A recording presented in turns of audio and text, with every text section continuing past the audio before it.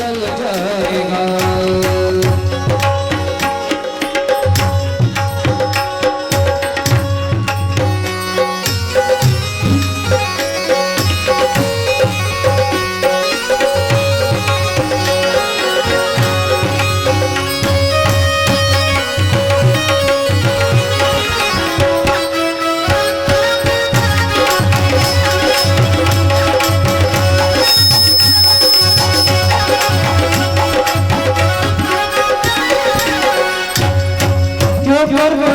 मेरा मेरा मेरा ना कुछ मेरा ना कुछ मेरा ना कुछ मेरा ना कुछ मेरा।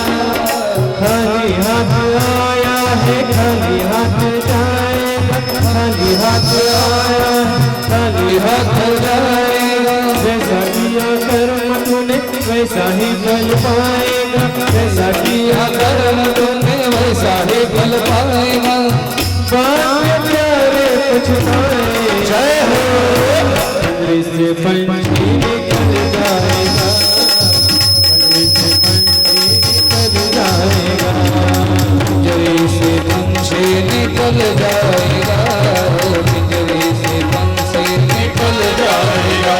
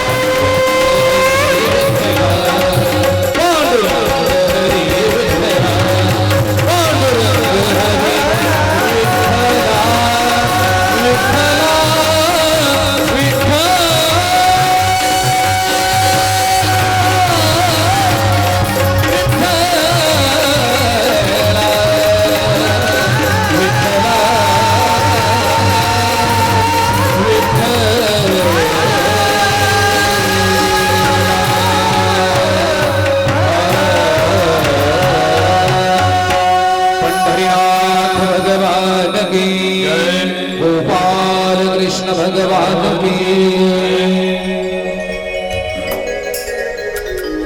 ओम ग्रौं ह्रीं आं वैवस्वताय धर्मराजाय भक्तानुग्रहकृते नमः। ॐ ग्रौं ह्रीं आं वैवस्वताय धर्मराजाय भक्तानुग्रहकृते नमः। ॐ ग्रौं ह्रीं आं वैवस्वताय धर्मराजाय भक्तानुग्रहकृते नमः। ॐ ग्रौं ह्रीं आं वैवस्वताय धर्मराजाय भक्तानुग्रहकृते नमः। ॐ ग्रौं ह्रीं आं वैवस्वताय धर्मराजाय भक्तानुग्रहकृते नमः। ॐ ग्रौं ह्रीं आं वैवस्वताय धर्मराजाय भक्तानुग्रहकृते नमः। ॐ ग्रौं ह्रीं आं वैवस्वताय धर्मराजाय भक्तानुग्रहकृते नमः। ॐ ग्रौं ह्रीं आं वैवस्वताय धर्मराजाय भक्तानुग्रहकृते नमः। ॐ ग्रौं ह्रीं आं वैवस्वताय धर्मराजाय भक्तानुग्रहकृते नमः। ॐ ग्रौं ह्रीं आं वैवस्वताय धर्मराजाय भक्तानुग्रहकृते नमः। नमाम्यहं गणेशं त्वं पार्वतीनन्दनं शुभं विनाशयति विघ्नान्नो कार्यसिद्धिं प्रयश्च मे। गणनाथ सरस्वती रवि शुक्र बृहस्पति पंचैतां स्मरेणित्यं वेदवाण्यों प्रवर्तये। गुरुर्ब्रह्मा गुरुर्विष्णु गुरुदेवो महेश्वरा गुरु साक्षात् परब्रह्म तस्मै श्री गुरवे नमः। मुखं करोति वाचालं पंगुं लंघयति गिरिं यत्कृपातमहं वन्दे परमानन्दमाधवम्। अतस्य पुष्पसङ्काशं पीतनिर्मलवाससं ये नमस्यन्ति गोविन्दं न तेषां विद्यते भयम्। नारायणं सहस्राक्षं पद्मनाभः पुरातनं प्रणतोऽस्मि ऋषिकेशं किं मे मृत्युः करिष्यति वचन ऐका कमळापती माझे रंकाचे विनंती कर जोडितो कथे काळी आपण असावे जवळी नमस्यामि हरिं रुद्रं ब्रह्माणं च गणाधिपं देवीं सरस्वतीं चैव मनोवाक्कर्मभिः सदा महायोगपीठे तटे भीमरत्या वरं पुण्डरीकाय दातुं मुनीन्द्रैः समागत्य तिष्ठन्तमानन्दकन्दम् परः ब्रह्मलिङ्गं भजे पाण्डुरङ्गम् श्रीगणेशाय नमः श्री सरस्वत्यै नमः श्री गुरुभ्यो नमः मातृपितृगुरुचरणकमलेभ्यो नमः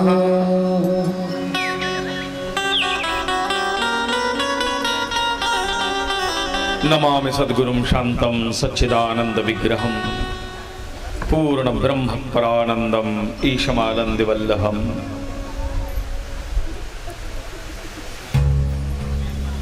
आजच्या या जीवात्म्याची कथा अर्थात कर्माचा सिद्धांत या कथेच्या षष्ठम दिवस 6व्या दिवसाच्या सेवेला आपण आरंभ करत आहोत.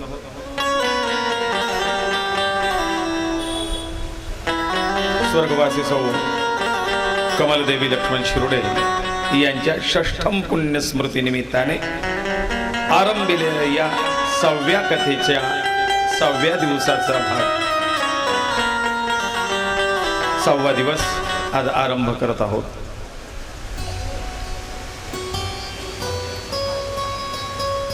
या कथेच्या माध्यमातून जीवात्म्याचा आत्मोद्धार, जीवात्म्याची कर्मानुसार दशा आणि पाप पुण्यानुसार त्याला प्राप्त होणारी दिशा हा भाग अभ्यासत असताना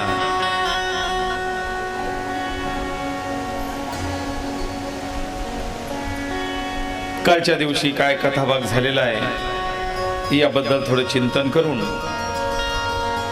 आपण पुढच्या कथेला आरंभ करूया. काल जीवात्मा स्मशानातून स्मशान क्रिया आटपून प्रथम दिवस क्रिया, तृतीय दिवस क्रिया, गरुड पुराण, दशाह क्रिया,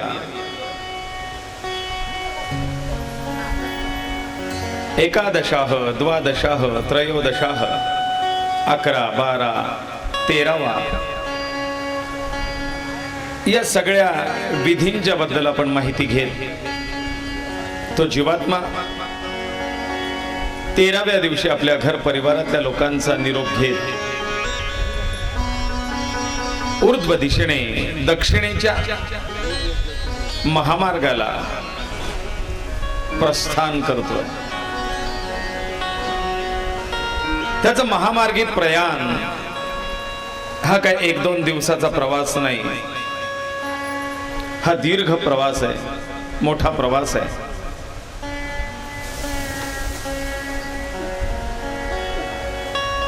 असाच कुठे मधून मधून पाऊस पडतो, मधून गारा पडतात. त्याच्या प्रवासात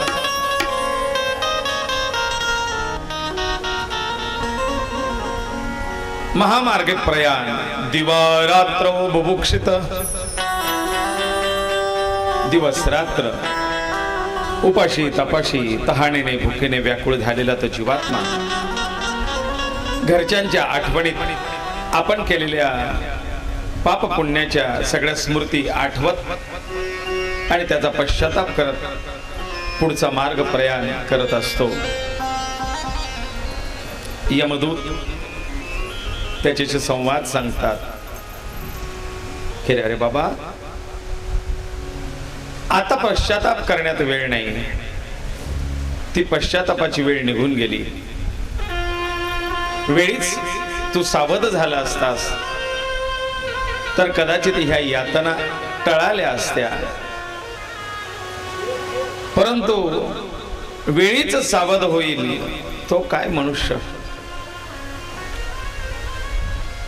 आणि म्हणून या यातना आम्हाला तुला कराव्या लागतात. तुझ्यासारख्या जीवांना ज्या यातना द्याव्या लागतात ते ह्या कर्माची फल आहे. जीवात्मा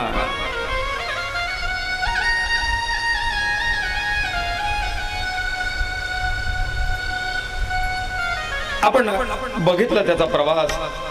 16व्या दिवसाला पहिला थांबा, 16व्या दिवसाचं श्राद्ध घेऊन त्या अन्नाचा भोग प्रसाद घेऊन हा जीवात्मा पुढच्या प्रवासाला निघतोय.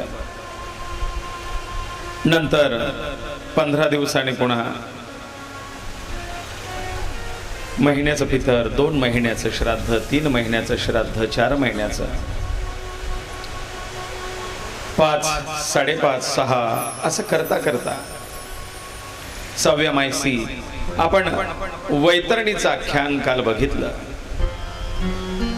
महाघोर वैतरणी ती पूय शोणीद कर्दम, रक्त मांसाचा चिखल, ज्यामध्ये दगडांचे जे हाडांचे तुकडे फेन फेस डोडपतोय, दुर्गंधयुक्त ते वातावरण आहे. आणि अशा त्या वैतरणीतून जाण्याकरता जीवात्म्याला 3 प्रकारचं पुण्य आपल्या जीवनातलं तिथे खर्ची करावं लागतं. आपल्या पुण्याचा साठा खर्च होत राहतो. बघा ना, चलन बदलतं. आपल्या या भूतलावरचं चलन, भूतलावर ते सुद्धा वेगवेगळं आहे. चीनचं चलन भारतात चालणार नाही, भारताचं चलन अमेरिकेत चालत नाही. तिथे डॉलर, तिथे रुपया. जपानचं चलन भारतात चालत नाही. प्रत्येक देशाचं आपलं आपलं एक चलन आहे आणि त्याच्यातून व्यवहार होत असतो. आणि जर त्या देशात जाऊन आपल्याला व्यवहार करायचा असेल तर शेवटी ते चलन आदला बदली करून घ्यावं लागतं. आता डॉलर आणि रुपया याची तुलना काय सांगता येणार नाही सध्या. किती रुपयाचा डॉलर झालेला आहे आता? 90 रुपये, 94 रुपये 1 डॉलर. मला आठवतो 47 रुपयाचा डॉलर होता, म्हणजे आपले 47 तर अमेरिकेचा 1 डॉलर. आता 94 झालं बघा, डबल. म्हणजे आपले 94 रुपये आपण अमेरिकेच्या व्यक्तीला देऊ, त्यावेळेला तो त्यांच्याकडचा 1 डॉलर आपल्याला देईल.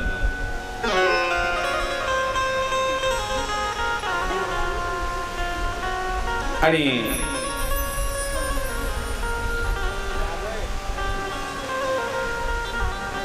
असा हा व्यवहार, त्या चलनाच्या बदल्यात चलन दिलं जाईल.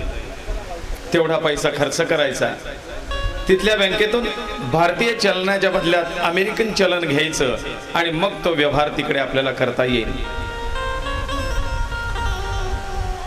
आपल्या भारतात सुद्धा पूर्वीचं चलन आणि आताचं चलन याच्यात बदल झाला. फार पूर्वी सोन्याचे चांदीचे पैसे होते.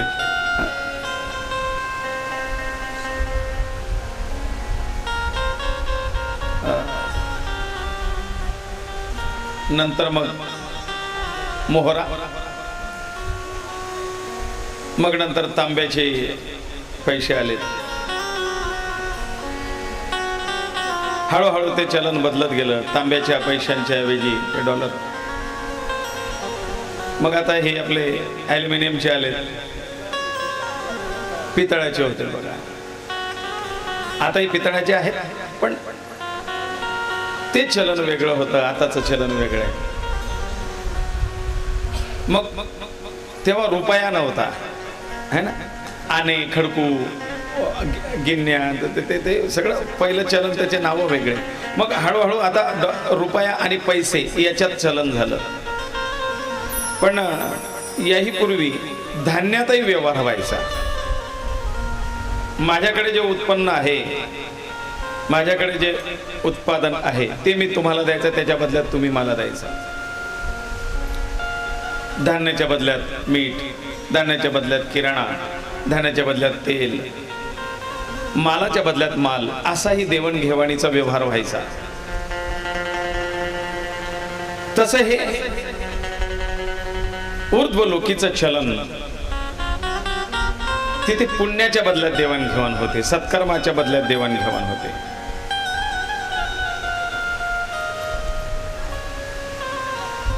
जसं आपण आपल्याकडे काहीतरी तुम्ही काम करा, सेवा द्या, त्या कामाच्या बदल्यात आपण पैसे देतो आणि त्या व्यक्तीकडनं काम करून घेणे म्हणजे नोकरी. तसं त्या ठिकाणी तुम्ही केलेल्या सत्कर्माचं फळ आम्हाला द्या आणि त्याच्या बदल्यात मग पुढचा जन्म असेल, ते देह असेल, ते काया असेल, ते एक एक एक एक एक एक लोकातून पार करून जाणे असेल, पुण्य त्या ठिकाणी खर्ची होतं. आपल्या सत्कर्माचं जे फळ आहे ते हळूहळू हळू खर्च करत करत त्या पुण्य प्रभावाने जीवात्मा पुढे पुढे पुढे पुढे सरकत असतो. पुण्याचा उपभोग तिथे घेता येतो. मग गोदानाचं पुण्य त्या ठिकाणी लेस, कॅशलेस व्यवहार आहे. तर म्हणतो गोदानाचं पुण्य तुम्हाला अर्पण, त्याच्या बदल्यात मला वैतरणी पार.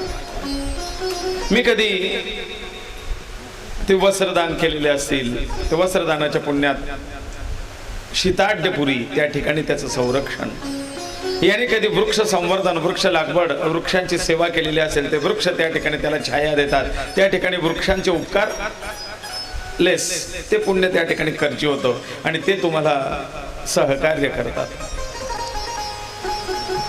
करता करता करता आपण जाऊन पोहोचलो होतो काल चित्रगुप्तांच्या नगरीला. बहु भीतीपूर, अनेक प्रकारच्या भीती त्या जीवात्म्याच्या मनात असतात.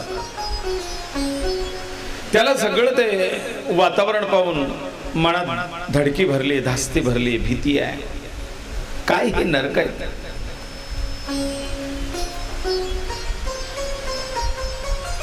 तोपर्यंत इकडे श्रवणदेव, या 12 श्रवणदेवांच्या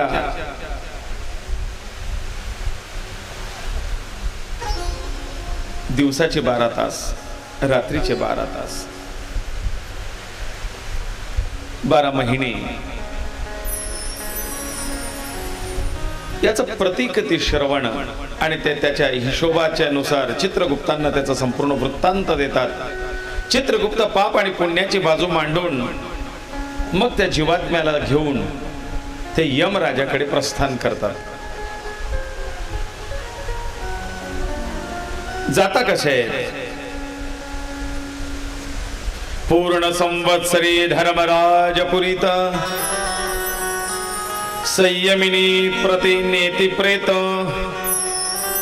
पूर्ण संवत्सर, 1 वर्ष पूर्ती म्हणजे वर्ष श्राद्धाच्या दिवशी त्या जीवात्म्याला धर्मराजाच्या समोर, त्या यमराजाच्या समोर उभं केलं जातं.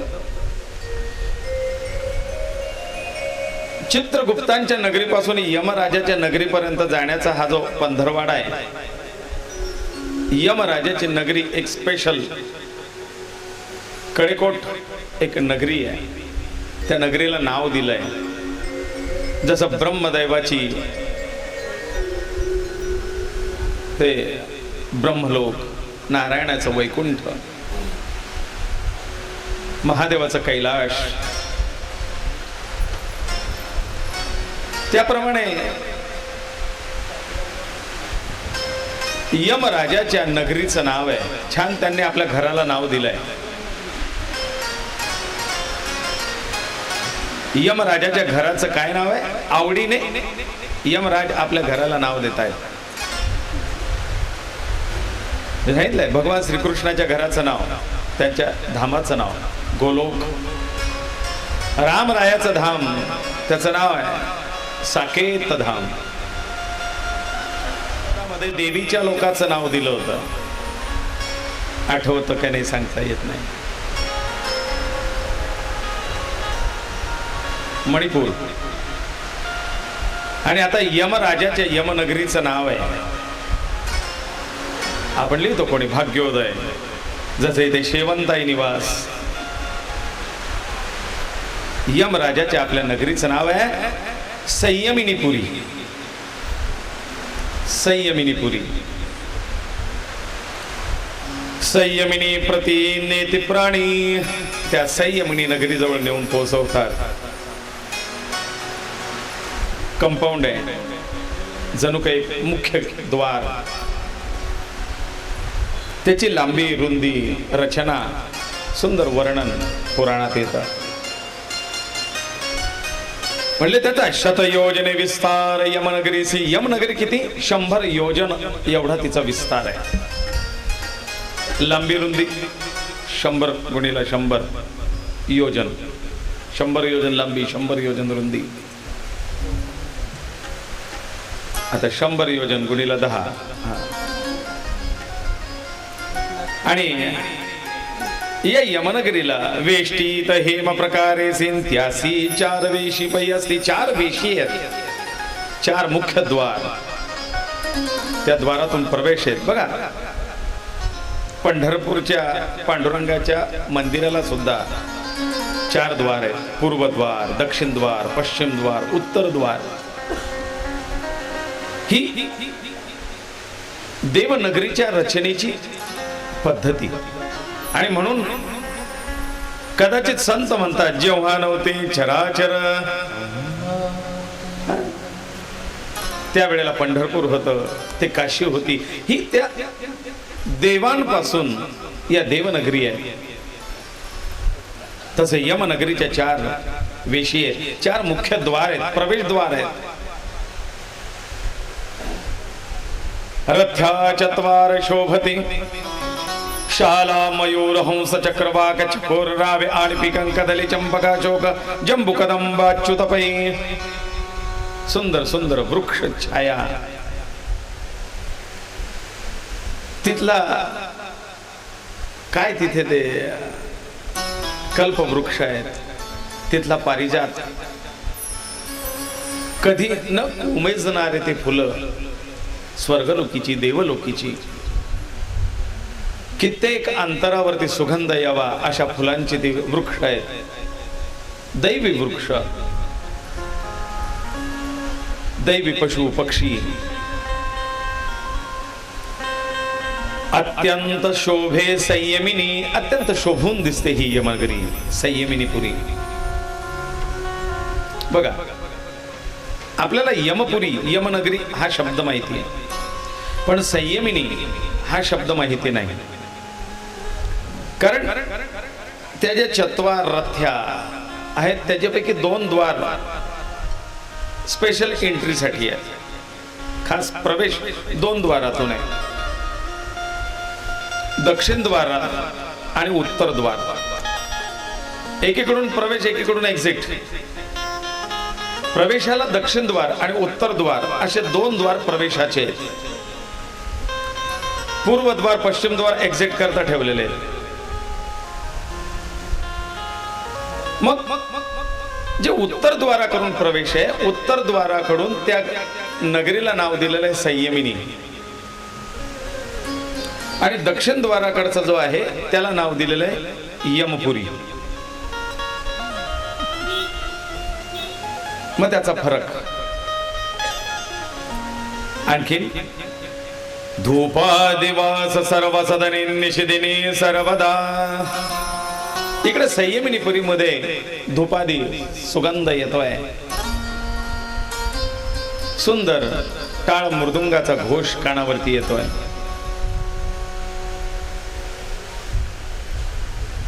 छान अभंगांचे, भगवत स्तुतीचे, स्तोत्रांचे, मंत्रांचे ध्वनी कानावरती येतात. अबीर गुलाल उधळीत रंग, सगळीकडे सुंदर आणि आनंदाचं वातावरण. सकाळी सकाळी मंगल चौघडा, सनईचा ध्वनी आहे, मंगल वाद्य आहे, वाद्यांमध्ये प्रकार आहेत.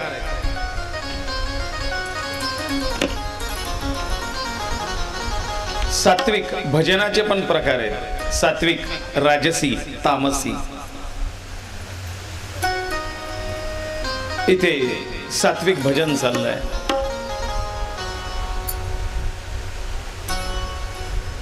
हे जे व्यासपीठावरचं किंवा एक अभंग, एक ते भजनी मंडळ बसून भगवंताची जी आळवणी होते, अभंग गायन होतात, भक्तिगीतं होतात, या भजनाला सात्विक भजन असं म्हटलं जातं. ऑर्केस्ट्रा,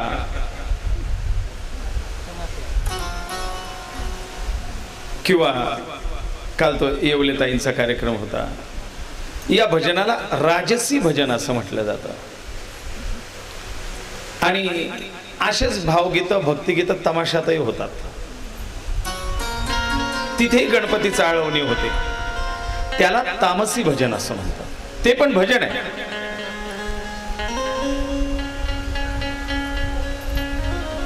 काही विशिष्ट प्रोग्रामला सुरुवातीला देवाची आळवणी होते, ते पण भजन आहे, हे पण भजन आहे. आणि कीर्तना किंवा भजनी मंडळाच्या फक्त ते एक भजनी मंडळ म्हणा, भावगीत मंडळ म्हणा, ते येऊन जे भजन म्हटलं जातं, गायलं जातं, हे पण भजन आहे. तिघ याच्यात एकच भजन असेल,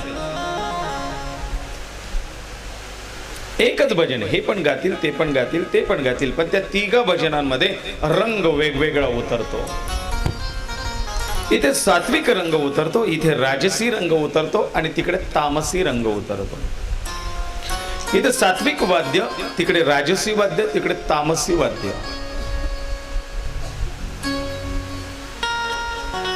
आणि या संयमिनीपुरीमध्ये सात्विक वाद्य आणि सात्विक सुरांचा सुमधुर ध्वनी कानावर येतोय. धर्मस्तुती अधर्मजिंक म्हणते सदा, मृदुंग आहे, शंख आहे, यांचा सुमधुर नाद आहे.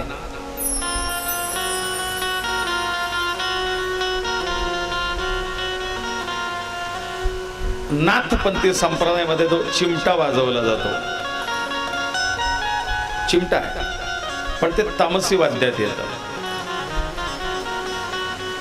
ती चिपळी ही सात्विक वाद्यात येते. पखवाज, मृदुंग हे राजसी वाद्यात येतं, सात्विक वाद्यात. तबला राजसी वाद्यात, ढोलक, नाल तामसी वाद्यात.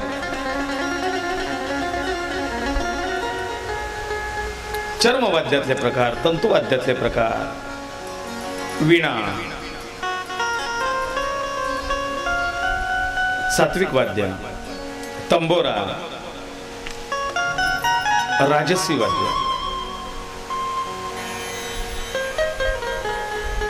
एक तारी तामसी वाद्य, तुंतुणा तामसी वाद्य. सुंदर असा तो ध्वनी कानावरती येतोय. उत्तर द्वार पुरी लागून 1.5 योजन उंच असे उत्तर द्वार, 1.5 योजन उंच एवढा दरवाजा आहे. 1.5 योजन म्हणजे 15 किलोमीटर उंची दरवाजाची आहे.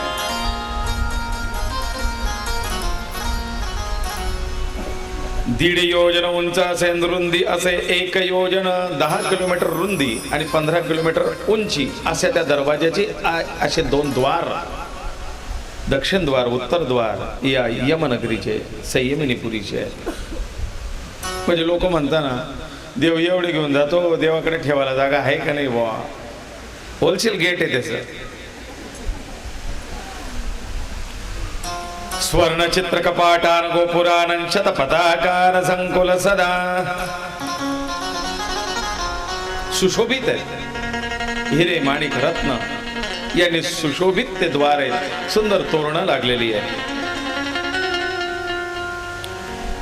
जो प्रेत त्या द्वारापर्यंत आणला जातो ते पाहिल्यानंतर थक्क होतो. आपण जसं तिरुपतीला गेल्यावर, पंढरपूरला गेल्यावर, अशा मोठ्या देवस्थानासाठी तिथे गेल्यानंतर आधी आपण त्या देवाकडे पाहायच्या, आपण इकडे तिकडे चकमक पाहतो. बापरे, इथं चांदीचा पत्रा लावलेला दिसतो, केवढा समय आहे. तसं तो जीवात्मा इकडे तिकडे पाहतोय. काय ऐश्वर इथलं. पूर्ण संवत्सर क्लेशाती प्राणी भोगती यम मार्गे. हा भूत क्षुधा विष्ट दूरगमनाचे महाकष्ट. अत्यंत दुरून आलेला आहे, त्याच्यामुळे महाकष्ट भोगणारा हा जीव त्या ठिकाणी आल्यानंतर कष्टमुक्त होतो. पण कुठे? संयमिनीत, यमनगरीत नाही.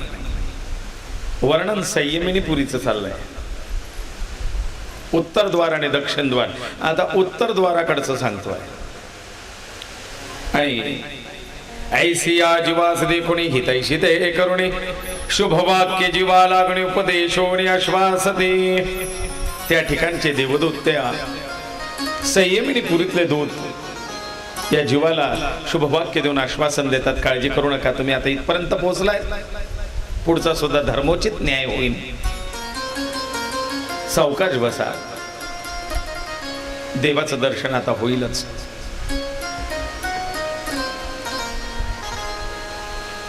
तो प्रतीक्षेत आहे जीव. मोठा सभा मंडप आहे. सगळे उत्तर द्वारातून आलेले जीव त्या धर्म मंडपामध्ये प्रतीक्षेत आहेत. देव येत आहेत, देव येत आहेत. ज्या वेळेला त्या धर्म मंडपात समोर बसलेल्या त्या आसनावरती भगवंताचं दर्शन होतं, तो देव कसा भासतो त्या जीवात्म्याला. त्यांनी सांगितलंय, जेथे जे पुण्यवंत असती, हे पुण्यवंतांचं दर्शन आहे. त्यासी यम भासे रमापती. त्यांना तो यम रमापती भगवान नारायण महाविष्णूंसारखा दिसतो. त्या यमात विष्णूचं दर्शन आहे. आपण काल परवा सात्विक यमराजाचं सात्विक रूप, पुण्यवंताला दिसणारं, आणि यमराजाचं उग्र रूप, पापी जनाला दिसणारं, हा भेद आपण सजीव देखाव्यातून बघितला. घनश्याम चतुर्बाहू पिवळा निश्चित पीतांबर, सावळ्या रंगाचा पिवळा पितांबर परिधान केलेला शांत वृत्ती ज्याच्या चेहऱ्यावरती आहे. शंख चक्र गाणी गदा पद्मादयुक्त चारिकरा, वनमाला विराजित सुंदरन वदन चंद्र प्रसन्न. तो हातामध्ये शंख चक्र गदा पद्म आहे, वनमाला परिधान केलेला आहे, प्रसन्न वदन, हसमुख आहे. ज्याच्या चेहऱ्यावरचं स्मित हास्य पाहून तो जीवात्मा त्याच्या चालण्याचं महाकष्ट विसरतो. आणि तो काय म्हणतोय? रूप पाहता लोचनी. त्या नारायणाचं रूप पाहून सुख झाले हो साजनी.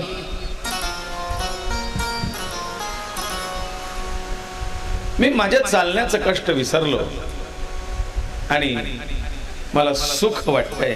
आता दुःखाचा अनुभव नाही.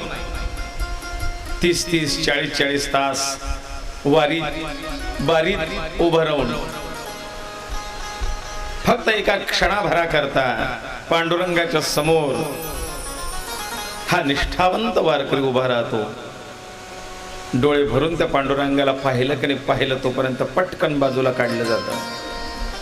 पण तरीही त्या एक क्षणभर झालेल्या दर्शनातून तो आपल्या 20, 25, 30, 40 तासाचं रांगेतच उभं राहून दिवस रात्र ते कष्ट तो विसरतो आणि एका क्षणात त्याला आनंदाची अनुभूती होते. है ना? त्याप्रमाणे इथे तो हा जीवात्मा हे सगळं महाकष्ट विसरतो.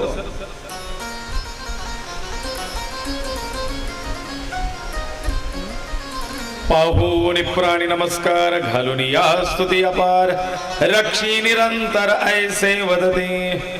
त्या भगवंताचं ते सुंदर रूप पाहून प्राणी हात जोडतात. आमचं रक्षण करा देवा, उत्तम गती प्रदान करा अशी प्रार्थना करतात. धर्मराज त्यात देखुनी की ते सत्यवादिमानी प्राणी आणि परोपकार करते अनुदिनी. जे सदैव परोपकार करणारे सत्यवादी अमृतभाषी सात्विक जीवांना आश्वासन हे धर्मराज देतात. काय नाव दिलंय? धर्मराज. ही दोन स्वरूप आहे. रुपया एक आहे, एक छापा एक काटा आहे.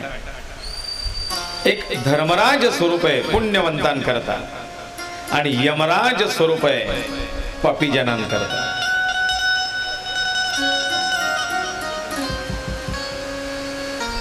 ब्लॅकचा व्यवसाय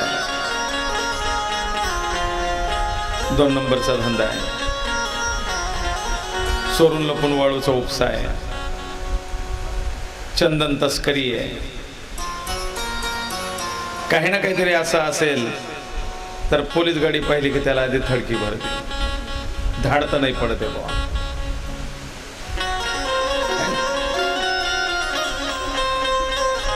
पण जो सगळं विकून टुकून मार्केटला लावून शेतकरी आपल्या घरी आलेला आहे आणि त्या गल्लीत जेव्हा रात्री ते पेट्रोलिंगला पोलीस गाडी येते तो निवांत जातो. तो म्हणतो आता सगळी जबाबदारी यांच्यावरती, आपलं काय निवांतपणा. त्याला त्या पोलिसाची भीती नाही. आपलं शेतातला माल आला, इकडे विकला, ते पैसे आले, परस्पर दिले गेले, वाटून निटून मोकळं. हाती काय आलं? काय नाही. मग काय कोणाची भीती? ना चोराची ना पोलिसाची. आले ते त्यांचं काम करतील. ज्याच्याजवळ लायसन नाही किंवा ज्याच्याजवळ गाडी चोरीची आणलेली आहे, जिचा इन्शुरन्स संपून गेलेला आहे,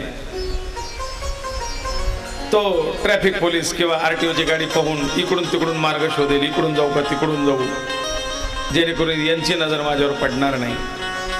पण ज्याचे सगळे कागदपत्र क्लिअर आहे, ज्याचं लायसन आहे, ज्याचे सगळे PUC पासून इन्शुरन्स पर्यंत क्लिअर आहे, तो अगदी आणखीन त्यांच्याशी का हो 5,000 इकडूनच का, पोलिसांनाच विचारतो आणखीन. त्याला कसली भीती? तो मी नियमात आहे, आपल्याला काय भीती?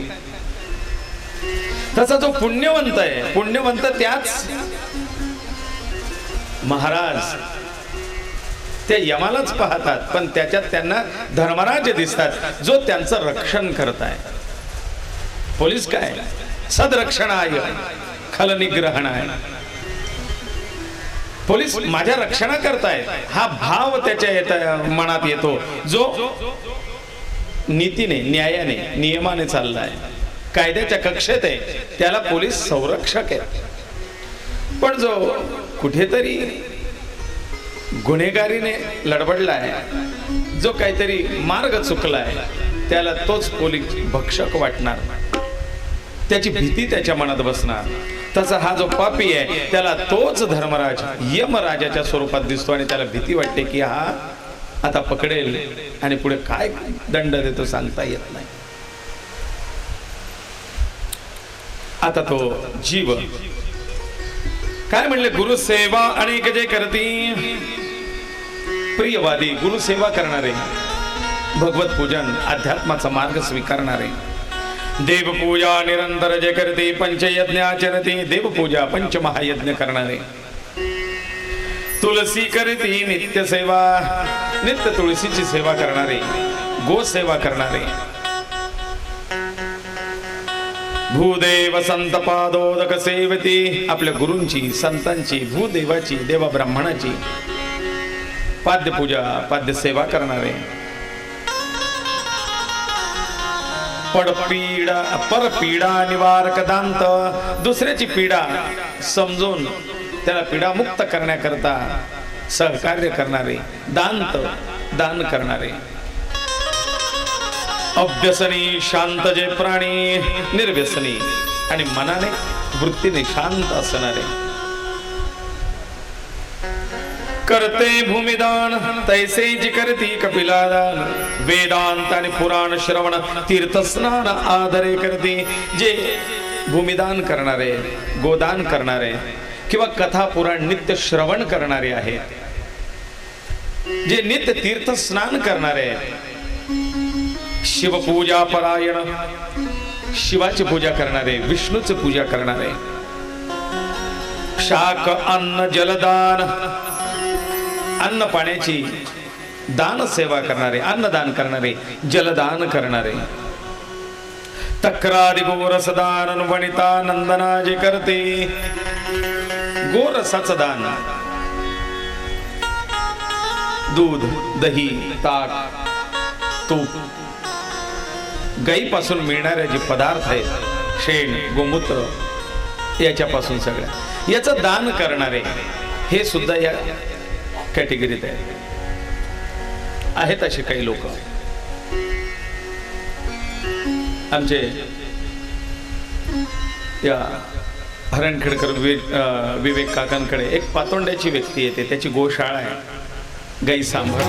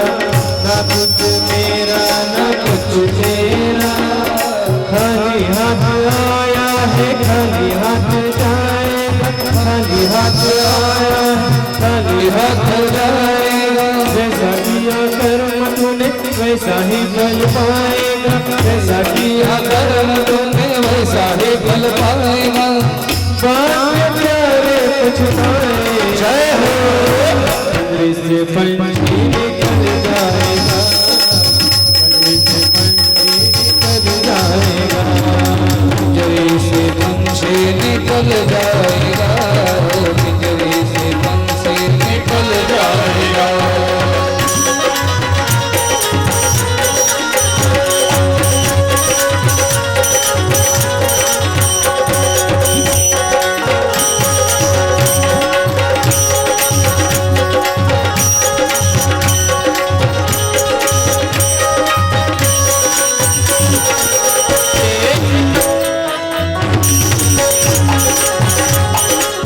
त्याच्याकडनं रोज सकाळ संध्याकाळ दूध गुरुजींच्या घरी येतं. आजपर्यंत कधी 1 रुपया विचारलेला नाही. दूध सेवा, तक्रारी, आणि आपल्याकडे पद्धती होती पूर्वी, घरी ते लावलेलं दही डेरा जमला की ते घुसळल्यानंतर केलेलं ताक लोणी काढायचे, त्याचं तूप काढवायचे आणि ताक सगळ्या शेजारी पाजाऱ्यांना तांब्याभर वाटलं जायचं. आज आमच्याकडे ताक केलंय तांब्याभर, आणि लोक ते ताक आवडीने खायचे, द्यायचे, घ्यायचे.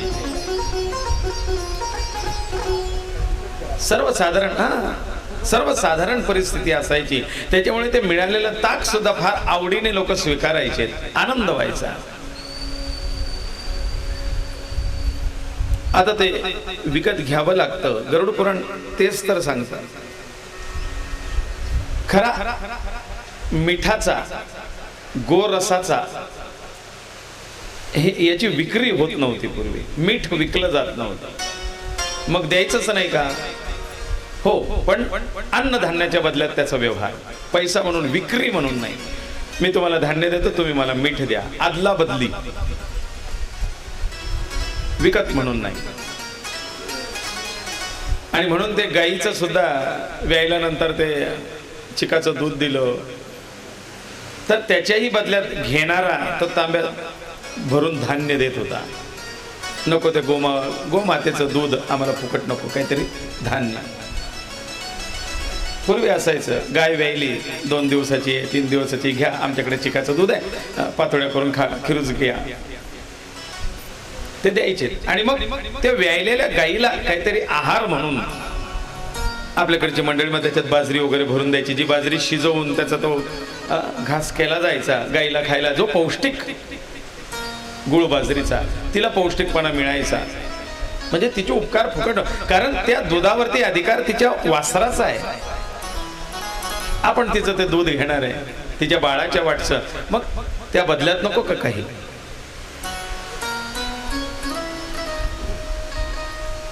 ते प्राणी पुण्यवंत पिंडज देह यमलोकी टाकीत, दिव्य देह धर्मराज देतान, पुण्यवंत नर देहांतर पावे.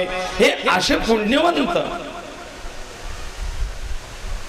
हे तो पिंडज देह आता या ठिकाणी धर्मराजाच्या नगरीमध्ये त्या पिंडज देहाचा त्याग करतात. धर्मराज त्यांना दिव्य देह देतात आणि त्या दिव्य देहाच्या आश्रयाने हा जीवात्मा देवलोकाचा आनंद भोगतात, देवलोक भोगतात, देवांच्या सान्निध्यात. सलोकता, त्याला सलोकता मुक्ती असं म्हटलं जात आहे. मुक्तीचे 4 प्रकार: समीपता, स्वरूपता, सलोकता आणि सायुज्यता. समीपता म्हणजे नेहमी देवाच्या जवळपास राहण्याचं सौभाग्य प्राप्त होणे. आपण म्हणतो तुम्ही भाग्यवान आहे बाबा, एकदम तुम्हाला पंढरपूरचं मंदिर एकदम जवळच आहे, सकाळ संध्याकाळ पांडुरंगाची आरती, रोज उठलं का देवाचं दर्शन, खरंच तुम्ही भाग्यवान आहे बाबा. कोणाकोणाला म्हणतो आपण तुमचं काय एकदम गंगेच्या काठावरतीच आहे, सकाळी उठलं का गंगेतूनच बादली भरायची, आंघोळ करायची, किती लोकांना लांबून यावं, तुमच्यासारखं भाग्यवान आहे बाबा, तुम्ही एकदम गंगेच्या काठावरती. देवाच्या सान्निध्यात राहता येणं याला समीपता मुक्ती असं म्हटलेलं आहे. हे एक सौभाग्य आहे, हे एक पुण्याचं लक्षण आहे. समीपता, देवाचा सान्निध्यता येते. मग सलोकता, त्याच्या दुसरी स्टेप सलोकता, देवाच्या लोकाला वास करणे. देवलोकाला, देवलोकाला म्हणजे तिकडे गेल्यानंतर तर स्वर्गलोक वगैरे त्याचा वास, पण देवलोक म्हणजे पंढरपुरी निवास, काशीला निवास. आता मी त्या ताई गेल्यात आज, मला असं वाटतं काल, नवापूरकर, नैमिषारण्यातल्या कथेला होतो. अधिक महिन्यात कथा होती नैमिषारण्यामध्ये त्यावेळेला. तर तिथे कुठे मुंबईचं एक जोडपं आलेलं होतं. कशासाठी? तर अधिक मास आहे, कुठेतरी तीर्थक्षेत्रावरती देवाच्या सेवेत, सान्निध्यात, साधू संतांच्या सेवेत आपल्याला हा महिना घालवायचा. मग कुठे जायचं तर त्यांनी नैमिषारण्य चॉईस केलं. आणि ते नैमिषारण्यात आमची कथा ज्या हॉलमध्ये होती, व्यासगादीला, श्रीनाथ भवन, त्या ठिकाणी ती जोडी उतरलेली होती. स्वतःच्या खर्चाने रूम वगैरे करून तिथे राहायची, पण त्या ठिकाणी आलेल्या कथेला किंवा त्या आलेल्या अभ्यागत लोकांची सेवा करणं, साधू संतांची सेवा करणं, त्यांना वाढू लागणे, स्वयंपाक करू लागणे, झाडलोट करणे वगैरे, या सेवेकरता ती जोडी त्या ठिकाणी आलेली होती. महिनाभर अधिक महिन्याचा वास नैमिषारण्य पुण्यक्षेत्रावरती लाभणं म्हणजे सलोकता, त्या लोकांचं अधिवास लाभणं. मग त्याच्या पुढची स्टेप येते स्वरूपता, देवासारखं स्वरूप प्राप्त होणे. मग तुळशी माळा, कपाळी गंध, गोपी चंदन टिळा, ती सात्विकता. तुळशी माळा, गोपी चंदन टिळा,